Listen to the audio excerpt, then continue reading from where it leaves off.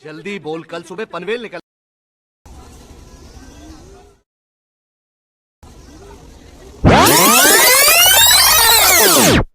वो जो लाल वाला बटन है उस पर फूट फेंक के मारो या फिर मोमबत्ती, मुझे नहीं पता, बस क्लिक हो जाना चाहिए। Hello guys, welcome back to my channel. আমি চলে এসেছি তোমাদের সামনে আর একটা নতুন ভিডিও নিয়ে। আমি গিয়েছিলাম ছোটো পিসিমণি বাড়ি, আর ছোটো পিসিমণি বাড়ি মানেই ঘুরতে যাওয়া, বুঝতে পারছো। তো আমি আর এবং আমার দিদি ভাই সবাই মিলে বেরিয়ে গিয়েছিলাম ঘুরতে। একটা ছোট্ট গেট রেডি উইথ মি, দেখে নাও। কি হয়েছে?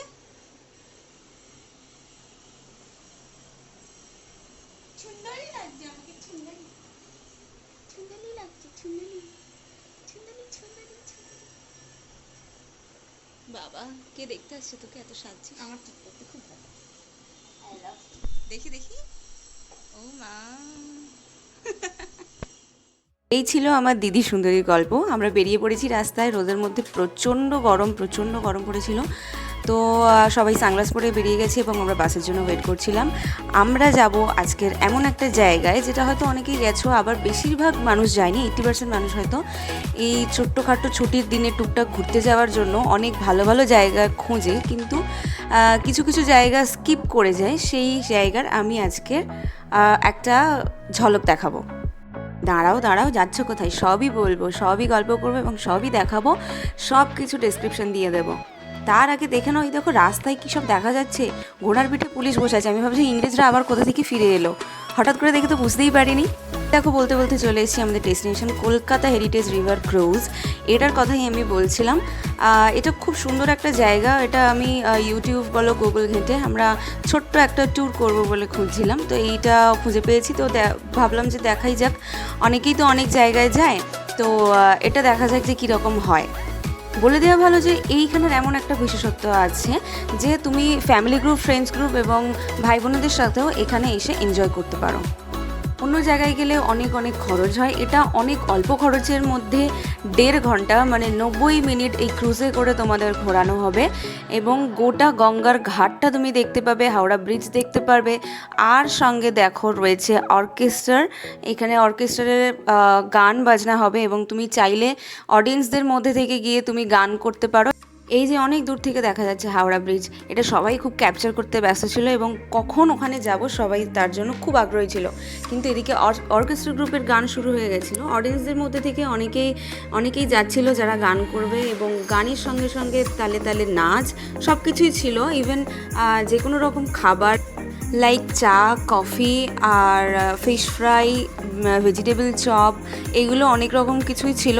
আর এই যে লোকটা টানা 1.5 ঘন্টা গান করে গেছে কোনো ক্লান্তি ছাড়াই।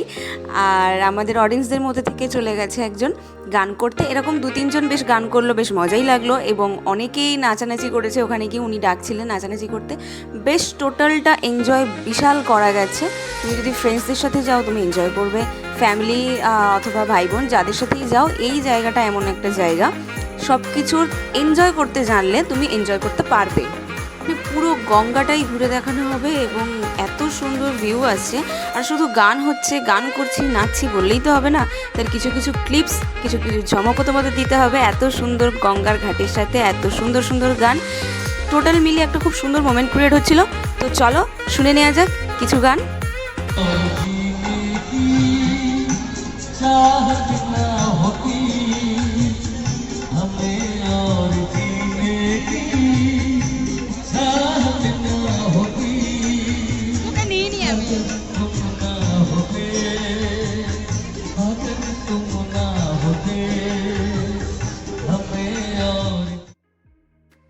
আরে না, দাঁড়াও, যাচ্ছ কোথায়?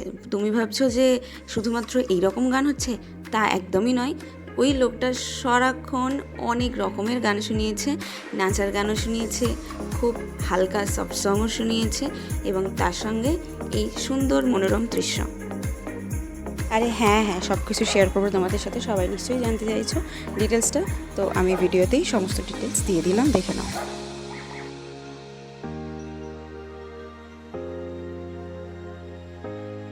এই দেখো অলরেডি দেখতে পাচ্ছ হাওড়া ব্রিজ যত কাছে আসছি তখন ভাবছি যে কি কখনো ভিডিও করব, কখন ফটো তুলব, কাছে আসতেই থাকছি।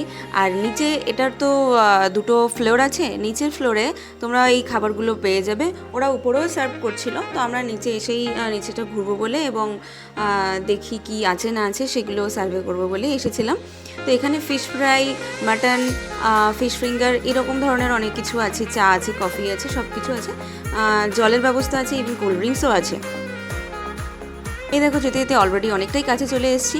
আর আমরা এমন একটা টাইমে গেছিলাম যেখানে সূর্যাস্ত থেকে দিনের বেলা এবং রাত্রেবেলা সমস্ত কিছুই আমরা দেখতে পেয়েছি। গঙ্গা নদীর মাঝখানে ছোট্ট একটা রিভিউ দেখে নেওয়া যাক আমার দিদির। বল কেমন লাগে? এই দেখো এইসব বলতে বলতে যে একটা কথা বলতে ভুলেই গেছি, একটা মজার কাণ্ড হয়েছে। মজার কাণ্ডটা কি হয়েছে যে আমরা ঠিক করেছিলাম একটা 5টার সময় ক্রুজ ছাড়ার কথা ছিল, তো আমরা ঠিক করেছিলাম এই 5টার সময় ক্রুজেই যাব, কারণ কি দিনটাও কিছুটা দেখতে পাবো, সানসেটও দেখতে পাবো, আর সন্ধেবেলার যে দৃশ্যটা সেটাও আমরা এনজয় করতে পারবো। তো আমাদের পৌঁছতে পৌঁছতে অনেকটা লেট হয়ে গেছিলো, জাস্ট আমরা পৌঁছেছি আর তখনই টিকিট কাউন্টার বন্ধ হয়ে গিয়েছিল। কিন্তু ওই যে 5টার ক্রুজটা, ওটা যদি আমরা বাই চান্স না পেতাম তখন আমাদেরকে যেতে হতো 6:45, মানে অনেকক্ষণ, 1.5 ঘন্টা, প্রায় 1 ঘন্টা অপেক্ষা করতে হতো। কিন্তু একটা লোক ছিল ওখানে, ওখানকারই কেউ হবে হয়তো, আমি ঠিক চিনি না, উনি এসে বললেন যে ওদেরকে টিকিটটা দিয়ে দাও। আমরা 3জন ছিলাম, 3টে টিকিট অনায়াসে করে দিয়েছে। কিন্তু মানে এত লাকিলি পেয়ে গেছি, না হলে আমাদেরকে অনেকটা ফিরতে ফিরতে রাত হয়ে যেত বাড়িতে। আমরা 5টার সময় চলে গেছিলাম ক্রুজে। আর এত সুন্দর সুন্দর দৃশ্য দেখো তোমরা। হাওড়া ব্রিজে চলে এসেছিলাম, আর কায়দা নামালে তো হয় না একটু, তাই ভিডিও করেছি তোমাদের দেখাবো বলে। 9 মিনিট আমাদের অলরেডি কমপ্লিট হয়ে গেছিলো। এবারে আমরা চলে এসেছি আবার আমাদের জায়গায়, যেটা হচ্ছে এই জেঠিটার নাম ছিল শিপিং জেঠি, তো আমি এটা ক্যাপচার করেছি। আর এই ছিল রাত্রেবেলার ক্রুজটা, খুব সুন্দর সাজানো ছিল, পুরো বিয়েবাড়ির মতো। তারপর আমরা চলে গেছিলাম অ্যাক্রোপলিসে। অ্যাক্রোপলিস না কোনো কিছু কেনাকাটা করতে না, জাস্ট ঘুরতে আর খেতে। খাওয়াটা তো মাস্ট ইম্পর্টেন্ট, যখনই বেরোই তখনই খাওয়াটা তো খেতেই হবে। তো ওই যে দিদির সাথে গল্প করতে করতে চলে গিয়েছিলাম আমাদের ফুড কোর্টে।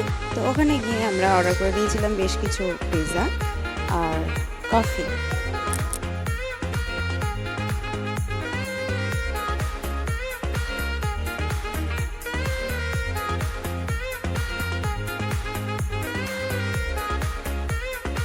তো আজকের আমাদের এই দিনটা শেষ হলো কফি আর পিৎজা দিয়ে, ডমিনোজের পিৎজা, যেটা আমার খুব ফেভারিট। আর চলে গেছিলাম বাড়িতে বাস ধরে, যে খুব টায়ার্ড ছিলাম। তো আমার ভ্লগটা আজকে এই অবধি শেষ হলো, দেখা হবে পরের ভ্লগে। তো সবাই ভালো থেকো, সুস্থ থেকো, বাই, দেখা হচ্ছে নেক্সট ভ্লগে।